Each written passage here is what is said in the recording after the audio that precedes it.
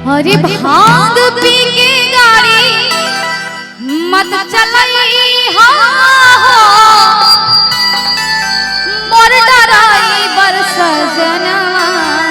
सावधान, नशा पी के गाड़ी ना चला, क्योंकि जगह जगह लिखा रहता है कृपया धीरे चलें, आपके बच्चे आपके घर पर आपका इंतजार कर रहे हैं।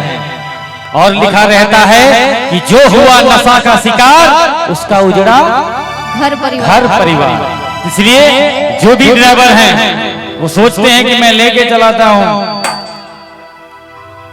तो सावधान हो जाए। कह रही है सोनम जी, क्या कह रही है? हर गाड़ी लेके बढ़ी या से गई हो मोर डराई बरस जना। हरे भांग पी के गाड़ी मत चलई हो मोर डराई बरस जना। भांग पी के गाड़ी मत चलई हो मोर डराई बरस जना। बीके विराज इस गाने में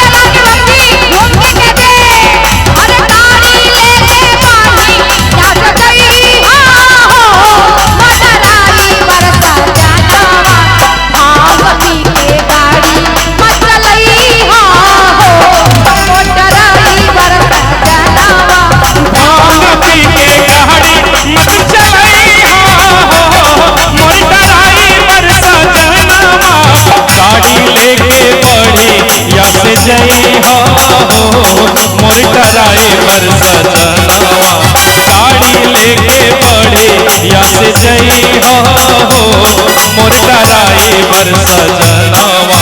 भांग पी के गांजा पी के अजी भांग पी के गाड़ी मत चलाई हो मोर डराई बरस जनवा। भांग पी के गाड़ी मत चलाई मोर डराई बरस जनवा। गांजा पी के गाड़ी मत चलई हो मोर डराई बरस जना।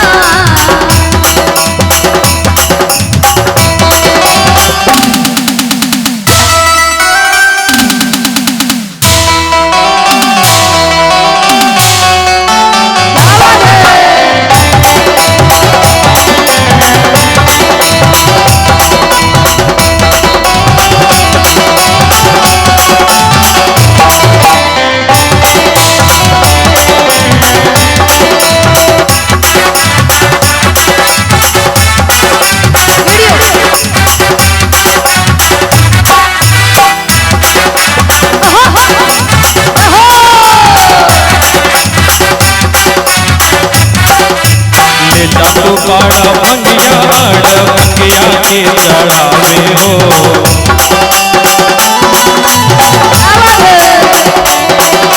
पीढ़ी में से तू जात बड़ा दिया जमावे हो।